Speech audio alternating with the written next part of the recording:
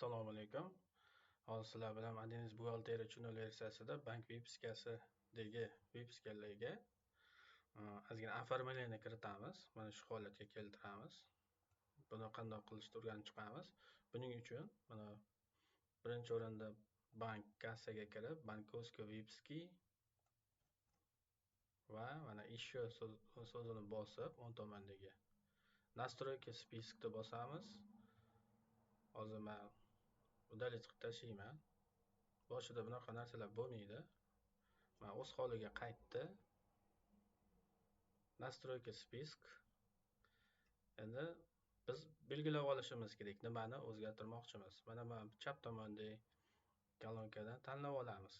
Deylik, kontragentlar nomini, mana kontragentlar nomi bor. Shuni jирный qilib ozgina kattalashtirsak bo'ladi. Buning uchun mana настройки spiskiga kiramiz.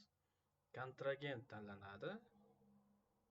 Mana bu yerda условное оформление degan joyda добавить shrift va bu yerda rang o'zgartirsak bo'ladi. Mana 8 turibdi. Полужирный qilamiz.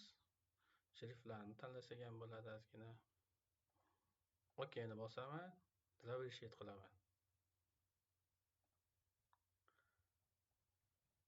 Bu yerda hammasiga tushib qoldi. Hozir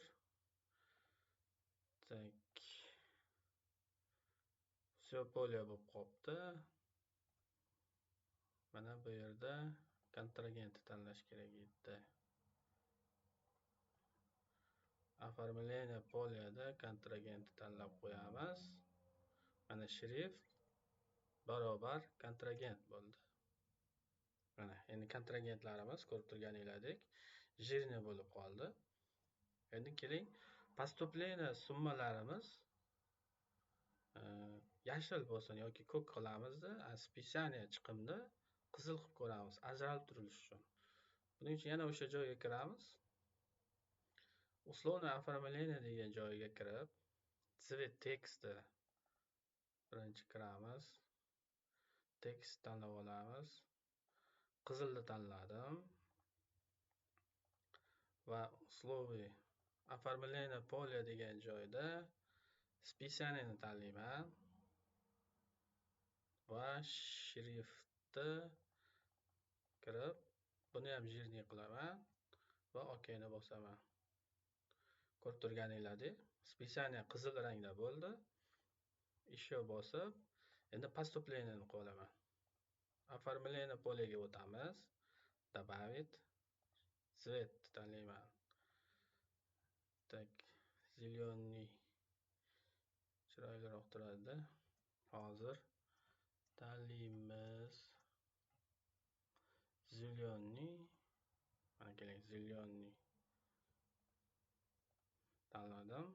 Shrift полужирный qilaman. OK ni bosaman. OK.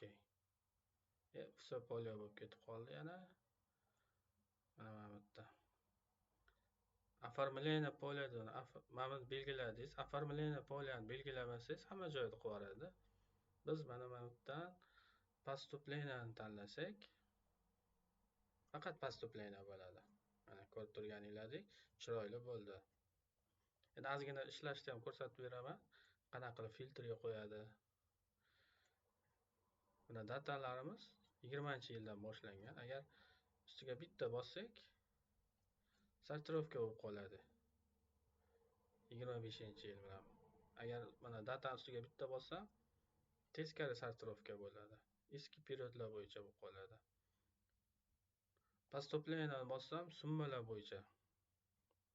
Как filtrda bu Excelga o'xshagan.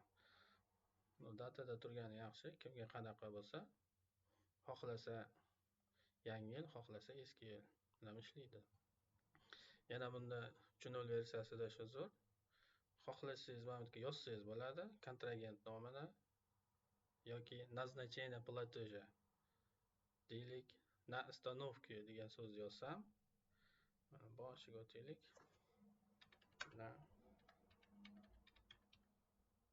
Mana yozyapman.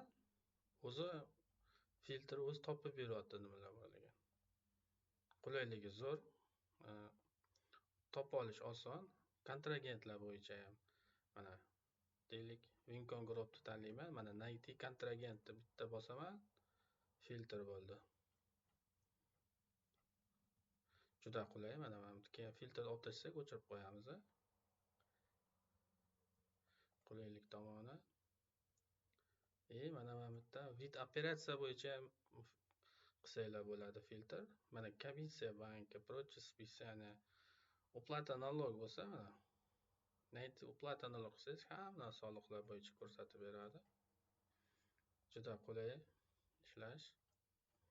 Yana mana bu yerda kontragent bo'yicha filtr qo'ysak bo'ladi. Bu narsani chiqarish yo'li mana настройки spiskiga o'tib, отбор degan joyi bor. Отбор joyida o'zi aslab bo'lmaydi, mana qarang. Yo'q hozir. Faqat data bor. Data bo'yicha filtr qo'ysangiz bo'ladi. Mana endi kontragent qo'ysak bo'ladi mana shu yerga. Отбор, mana отборda turibman. Kontragentni tanlasam, galочка qo'yib, bu yerda kontragentni tanlasam, kontragent bo'yicha filtr. Mana avgust bo'yicha filtr qildim. Bu ozgina noqulay. Eng zo'ri mana bu yerga yozganingiz ma'qul yoki Naiti kontragent qilsangiz ma'qulroq. Tezroq. Настройки список, отбор. Olib tashlayman отборni.